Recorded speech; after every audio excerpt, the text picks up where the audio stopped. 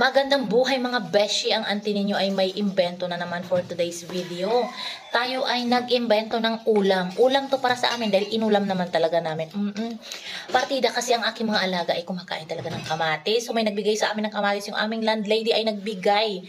So dahil nakakaumay naman na talagang magprito ng itlog, prito ng isda, magprito ng tuyo, mag-adobo, magtinola kasi yun lang yung afford ng ating pera.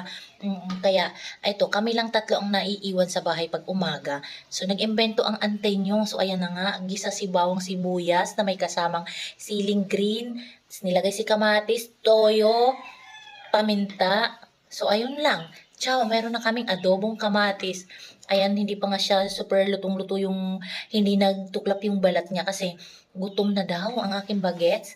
So ayan, partida talaga kasi kumakain sila nito kahit hilaw. Ayan na, nakakain sila ng madami.